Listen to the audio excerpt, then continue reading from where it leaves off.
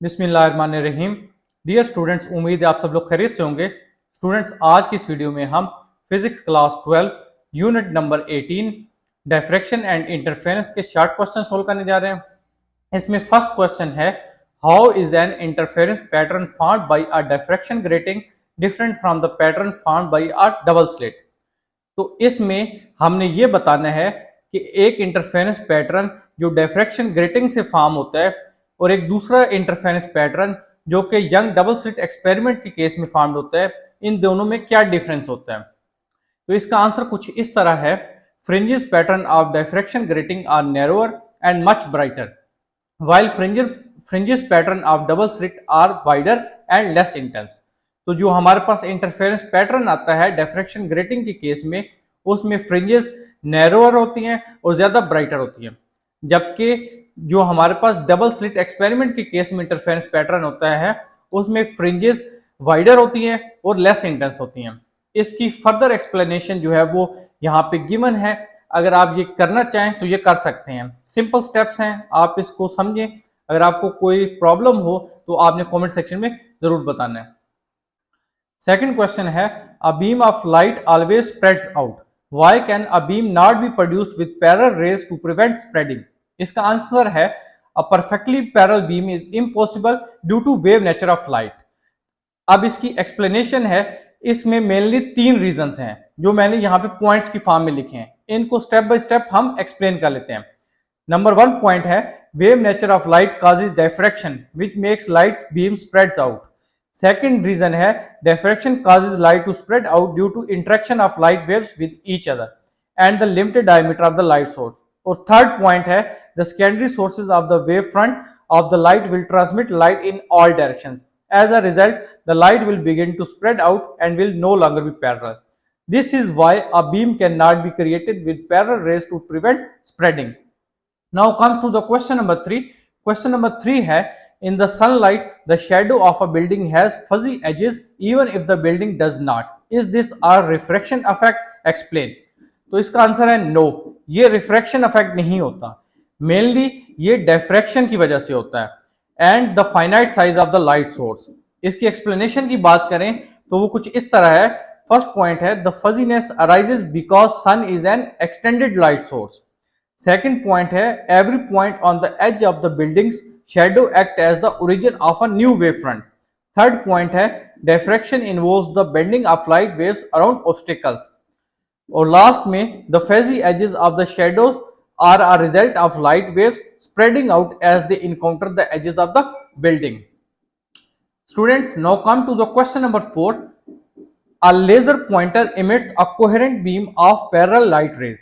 Does the light from such a source spread out at all? Explain। तो इसका answer है yes। Laser beam will spread slightly over distance due to diffraction।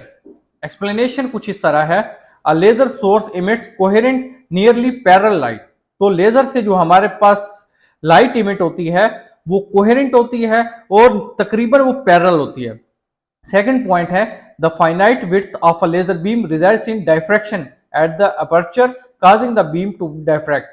Third point है, the smaller the aperture the greater the spreading at diffraction. और last में, over large distances this divergence becomes noticeable. Question number 5 है, a beam of light passes through a single slit to create a diffraction pattern। How will the spacing of the bands in the pattern change if the width of the slit is increased? इसका answer है, the spacing of the bands decreases as the slit width increases। तो slit की width को increase करने से जो spacing है bands की वो डिक्रीज कर जाएगी। अब इसकी एक्सप्लेनेशन देखते हैं कि ऐसा कैसे होगा। हमारे पास एक रिलेशन है, एक फार्मूला होता है d sine theta equal to m lambda. जब हम अप्रोक्सीमेशन यूज करते हैं तो साइन थीटा को हम थीटा के इक्वल लिखते हैं। तो यहां से ये हमारे पास इक्वेशन बन जाती है d theta equal to m lambda. तो एम इसकी वैल्यूज डिफरेंट हो सकती है जो कि ऑर्डर ऑफ कंस्ट्रक्टिव या डिस्ट्रक्टिव इंटरफेरेंस को शो कर रही होती है। तो एम को फिलहाल आप भूल जाएं तो ये बन जाता है d theta equal to lambda. यहां से हम लिख सकते हैं theta equal to lambda by d. तो ये रिलेशन हमें बताती है कि जो स्लिट की विड्थ को इंक्रीज करने से एंगल ऑफ डिफ्रैक्शन स्मॉल हो जाता है। यहाँ पे थीटा जो है वो हमारे पास एंगल ऑफ डिफ्रैक्शन है, जबकि डी जो है वो स्लिट की विड्थ है, hence the spacing of the band decreases. Next question number 6 है, describe a diffraction grating and the interference pattern it produces. हमने डिफ्रैक्शन ग्रेटिंग को एक्सप्लेन करना है और इससे जो इंटरफेरेंस पैटर्न प्रोड्यूस होता है उसको डिस्क्राइब करना है। A diffraction grating is a surface with many closely spaced slits producing sharp bright maxima at specific angles। तो इसकी एक्सप्लेनेशन आप यहां पे देख सकते हैं, आप इसको पढ़ लें। अगर आपको कहीं पे कोई कंफ्यूजन हो तो आपने कमेंट में बताना है। नेक्स्ट क्वेश्चन नंबर 7 है, suppose a monochromatic light falls on a diffracting grating, what happens to the interference pattern if the same light falls on a grating that has more lines per centimeter? इसका answer discuss कर लेते हैं। The pattern becomes sharper and more widely spaced. तो जो हमारे पास pattern है वो ज्यादा शार्पर हो जाएगा और वाइडली स्पेस्ड हो जाएगा। ऐसा कैसे होगा, इसको हम जस्टिफाई कर लेते हैं। फर्स्ट पॉइंट है, increasing the number of lines per centimetre decreases the grating spacing. हमारे पास एक फार्मूला है D = L/N। इस फार्मूला में जो D है वो ग्रेटिंग स्पेसिंग है, जबकि जो N है वो हमारे पास number of lines per centimetre है। तो ये फार्मूला एविडेंस है कि number of lines per centimetre को इंक्रीज करने से हमारे पास ग्रेटिंग स्पेसिंग D जो है वो डिक्रीज कर जाएगी।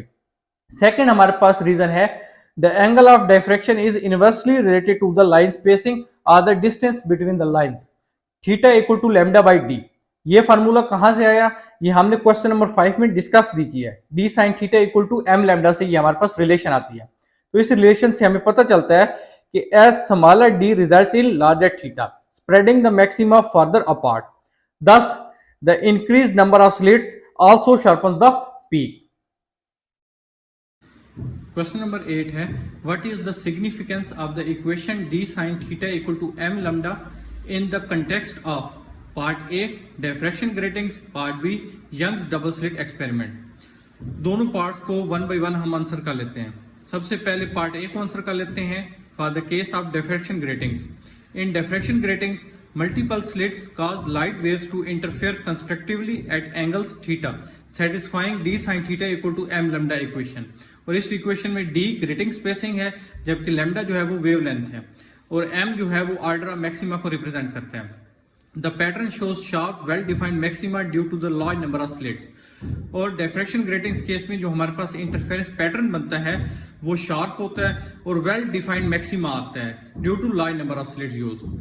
पार्ट बी की अगर बात करें, in case of Young's double slit experiment, d sin theta = m lambda gives positions of constructed interference on the screen। और इस केस में भी d जो है वो डिस्टेंस बिटवीन द स्लिट्स है। The pattern consists of equally spaced bright and dark fringes due to coherent wave superposition। Now comes to the question number 9. What is the effect of following aspects of diffraction grating on the resulting interference pattern? दो conditions हमारे पास given है। Part A में number of slits, Part B में width of the slits। दोनों scenario को one by one हम explain कर लेते हैं। सबसे पहले part A number of slits को एक्सप्लेन करते हैं। Increasing the number of slits sharpens and intensifies the principal maxima. इसकी एक्सप्लेनेशन देखें तो वो कुछ इस तरह है, more slits results in narrower and brighter principal maxima with darker minima between them because the interference becomes more pronounced. Part B का answer है, increasing slit width reduces diffraction and can broaden और blur the maxima.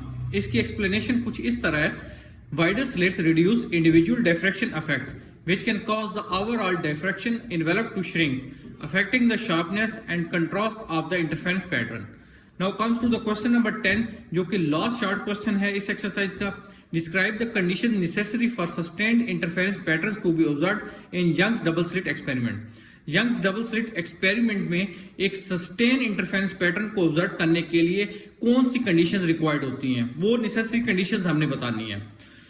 Two sources must be coherent and monochromatic to produce a sustained interference pattern। दो main conditions होती हैं, sources coherent होनी चाहिए और monochromatic होनी चाहिए, तब हमारे पास जो इंटरफेरेंस पैटर्न होगा वो सस्टेन्ड होगा। इसकी एक्सप्लेनेशन देख लेते हैं। फॉर स्टेबल इंटरफेरेंस, स्टेबल का मतलब सस्टेन्ड ही है, the light sources must have constant phase difference. Coherent का मतलब यही होता है कि फेज डिफरेंस कांस्टेंट होनी चाहिए। They must emit light of the same wavelength. तो ऐसी लाइट को हम मोनोक्रोमेटिक लाइट कहते हैं जिसकी वेवलेंथ जो है वो सेम हो। The slits width should be narrowed to ensure diffraction. Furthermore, distance between slits and screen must be large enough for clear fringes visibility. तो स्टूडेंट्स यहाँ पे हमारे ये शॉर्ट क्वेश्चन कंप्लीट हो जाते हैं। अगर आपको कोई क्वेश्चन हो तो कमेंट सेक्शन में जरूर बताएं। हमारी वीडियो पसंद आए तो वीडियो को लाइक शेयर कर दें, चैनल पे नए तो चैनल को सब्सक्राइब कर दें। आपने बहुत ख्याल रखिए, मिलते हैं नेक्स्ट वीडियो में, तब तक के लिए अल्लाह हाफिज।